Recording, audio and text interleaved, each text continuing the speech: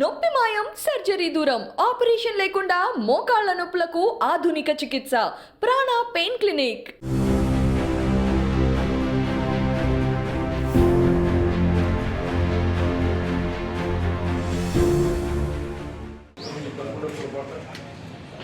మాకంత శక్తి కూడా లేదు.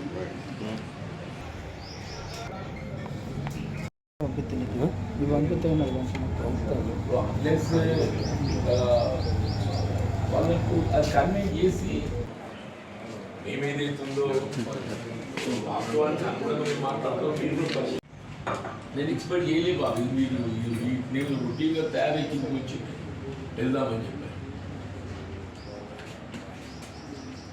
మా యొక్క ఎక్స్ప్రెషన్స్ ఇవన్నీ సీసీ కెమెరా ఏమాటలో మొత్తం రికార్డ్ అవుతుంది. అమలు చేసి తీరుతామని చెప్పని ఏదైతే ప్రయత్నం చేస్తుందో దాంతో అక్కడ ప్రజానీకం తీవ్రంగా స్పందిస్తుండ్రో దాన్ని అడుగునే ప్రయత్నం చేస్తుంది. నిజంగా అక్కడ ఏదైనా అనుకోని దుర్ఘటన జరిగితే దానికి మంత్రి గారిని బాధ్యత వహించాల్సి వస్తామని చెప్పండి. దానికి ఎవరు కూడా కాదు. అనుకోని సంఘటన పుస్తకాల సంఘటన జరిగితే మంత్రి గారిని బాధ్యత వహించాల్సి వస్తుంది. ఎవరు కూడా తోస్తలేదు. దయచేసి మీరు కూడా ఏదైతుందో మీరు అప్రజాస్వామిక విధానాలను నిరోధకం చేయండి. ప్రజాస్వామ్యుతంగా మేమేదన్నా శాంతి భద్రత నిఘాతం కలిగించడం కానీ చట్టాన్ని ఉల్లంఘిస్తే మా మీద కూడా చర్య తీసుకుంటాం. మీరు ఎన్ని నిర్బంధాలు వినియోగించిన ఈ అక్రమ ప్రాజెక్టు నిర్మాణాన్ని మాత్రం ఏదైతుందో నిరోధింప చేసి తీరుతామని చెప్పని కూడా హెచ్చరిస్తాం.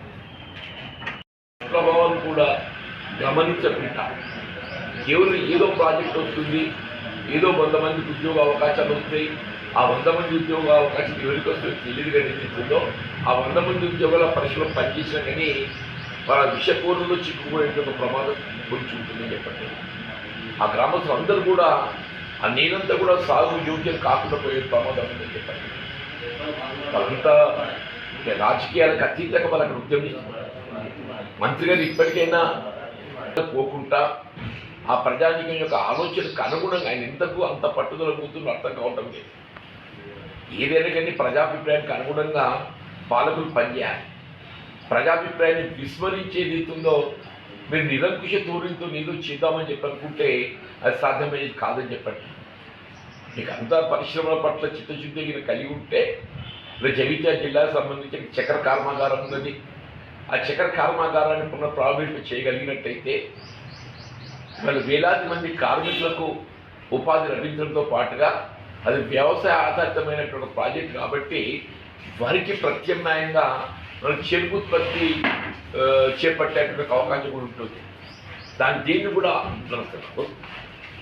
దీన్ని కూడా పరిగణలోకి తీసుకోకుండా ఏకపక్షంగా ప్రజాభిప్రాయాన్ని పరిగణలోకి తీసుకోకుండా ఇథనాల్ ప్రాజెక్టు నిర్మాణాన్ని ఇవాళ బలవంతంగా నడుపుతాను ప్రయత్నం చేయడం తీవ్రంగా నిరసిస్తున్నాం, ఖండిస్తున్నాం. ఇవాళ ఏదైతుందో కాంగ్రెస్ పార్టీ ఆధ్వర్యంలో మిత్రులు లక్ష్మణ్ గారే కానీ నేనే కానీ ఆ ప్రాంతాన్ని పర్యటించి ఆ ప్రాంత వారికి సంఘీభావం తెలుపుతూ ఏదైతుందో ఇథనాల్ ప్రాజెక్టు నిలువరింపు చేయడానికి దాని ఆవశ్యకతను తెలియజెప్పే విధంగా అందులో పాల్గొనాలని చెప్పి భావిస్తే మరి పోలీసు నిర్బంధం ఏంటో మాకు తెలిసి రావటం లేదే. తెలంగాణ రాష్ట్రానికి కోరుకుంది అప్పుడప్పుడు అనిపిస్తుంది ఇందుకేనా అని చెప్పాను. అదే నిషేధిత ప్రాంతం కాదది. మేమేమి తీవ్రవాదులం కాదు, మేమీ శాంతి భద్రతకు విఘాతం కలిగించేటువంటి ఆలోచనతో లేము. ఇటువంటి పరిస్థితుల్లో ఏదైతుందో వీళ్ళ ప్రజాప్రతినిధులను చట్టసభలకు ఎన్నికైనటువంటి ప్రతినిధులను ఏదైతుందో నొప్పి మాయం సర్జరీ దూరం ఆపరేషన్ లేకుండా మోకాళ్ల నొప్పులకు ఆధునిక చికిత్స ప్రాణ పెయిన్ క్లినిక్.